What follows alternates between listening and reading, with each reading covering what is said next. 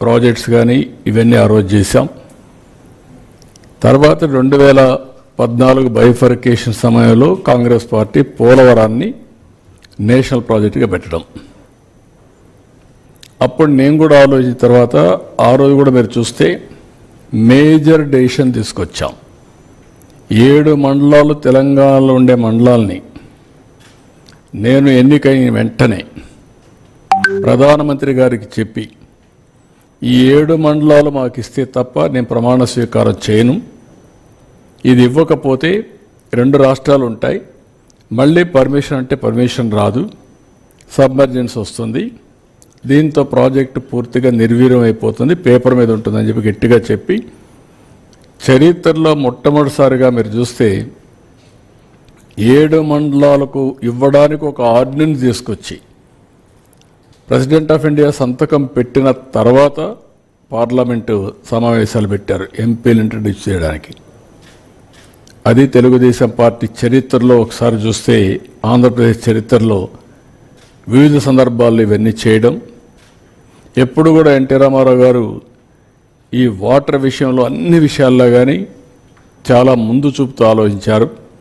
అదే మరి తెలుగుదేశం తర్వాత నేను కూడా అనేక ప్రాజెక్టులు, వెల్లుగొండ ప్రాజెక్టు కూడా నేనే ఫౌండేషన్ వేశాను.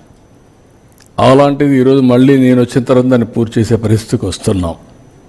వెంగళరాయ సాగర్ దగ్గర నుంచి ఒకటి రెండు కాదు, మద్దు వలస దగ్గర నుంచి ఆల్ ప్రాజెక్ట్స్ అన్నీ కూడా తెలుగుదేశంలో చేశాం.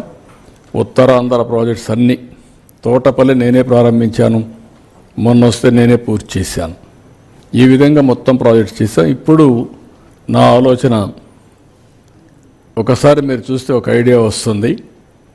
రాష్ట్రం అంతా కూడా ఫస్ట్ స్లైడ్ ఇక్కడ మీరు చూస్తే ఉత్తరాంధ్ర డిస్ట్రిక్ట్స్లో వాటర్ షార్టేజ్ ఉంది, రెయిన్ఫాల్ ఎక్కువ ఉంటుంది. దానికి కారణం ఇరిగేషన్ ఇన్ఫ్రాస్ట్రక్చర్ తక్కువ ఉండడం. అక్కడ గడ్డల మధ్యలో కూడా చెక్ డ్యాములు కట్టగలిగితే నీళ్ళు వచ్చే పరిస్థితి వస్తుంది. గ్రౌండ్ వాటర్ టేబుల్ కూడా పైనే ఉంటుంది, అయినా కూడా చాలా వరకు నీటి సమస్యలు ఉన్నాయి.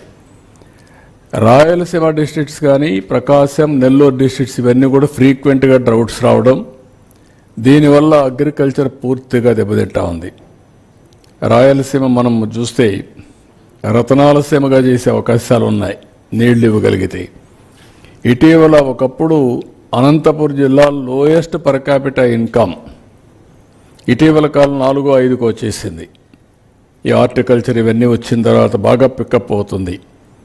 రేపు రాబోయే రోజు నీళ్ళు వస్తే రాయలసీమ ఏదైతే బాగా డెల్టా కంటే కూడా ఎక్కువ ఆదాయం వచ్చే పరిస్థితి వస్తుంది.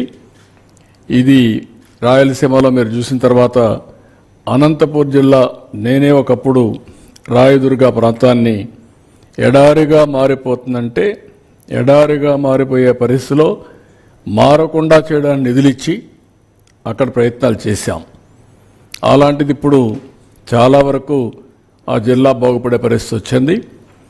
అదే మరి కృష్ణా రివర్లో కూడా పైనుంచి నీళ్లు రాకుండా ఒక్కొక్కసారి పైనుంచి నీళ్లు రావడం లేదు, సకాలానికి పంట వేయడం లేదు, తుఫాను వచ్చినప్పుడు హార్వెస్టింగ్ వచ్చే పరిస్థితి వస్తూ ఉంది, అనేక ఇబ్బందులు వచ్చాయి. పట్టసీమ వచ్చిన తర్వాత అర్లీ క్రాప్ వేసి రైట్ టైంలో పంట తీసుకునే పరిస్థితికి వచ్చాం. నేను కిందన కూడా మీకు ఎక్స్ప్లెయిన్ చేస్తాను. ఇంకొక గోదావరి ఇక్కడ మీరు చూస్తే మొత్తం నీళ్ళని గోదావరి కృష్ణాలో నీళ్లు తగ్గాయి, గోదావరిలో స్టిల్ నీళ్లు వస్తున్నాయి. నేను ఇక్కడ కూడా చూస్తే 2949 టీఎంసీ నీళ్లు ఫ్లడ్ వాటర్ సముద్రంలోకి పోతూ ఉంది. ఇవన్నీ చూసిన తర్వాత సమగ్రంగా రాష్ట్రం మొత్తం నదుల అనుసంధానం చేసుకుంటే తప్ప కరువు కానీ వరదలు కానీ పూర్తిగా సమర్థవంతంగా ఎదుర్కోలేమనే ఉద్దేశంతోనే నేను ఈ ప్రాజెక్ట్ని ప్రపోజల్ తీసుకొస్తున్నాను.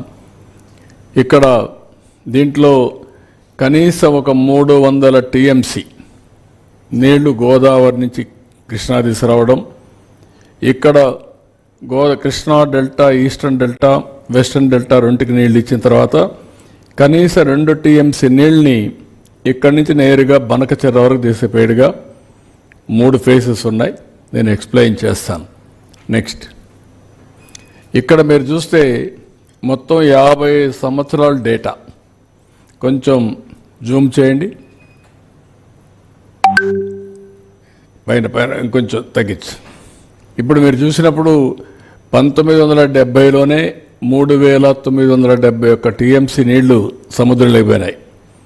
ఇక్కడికి వచ్చినప్పుడు 25వ సంవత్సరం మీరు చూస్తే ఇది 94లో 5,959 పోయినాయి. నిన్న కూడా 55 చూస్తే 4,114 టీఎంసీ నీళ్లు సముద్రంలోకి వెళ్ళాయి. ఓవరాల్గా కరువు ఏరియాల్లో కూడా 2009 తక్కువ వర్షపాతం పడినప్పుడు 752 టీఎంసీ ఆఫ్ వాటర్ సముద్రంలోకి పోయే పరిస్థితి వచ్చింది. అంటే ఓవరాల్గా చూస్తే 2,900, ఇది కిందికి వెళ్ళు, జూమ్ ఇట్ ఈ సైడ్, 50 years యావరేజ్ 2,989 రఫ్గా 3,000 టీఎంసీ నీళ్లు ఒక కృష్ణా గోదావరి మాత్రం సముద్రంలోకి పోయే పరిస్థితి వస్తూ ఉంది. నెక్స్ట్,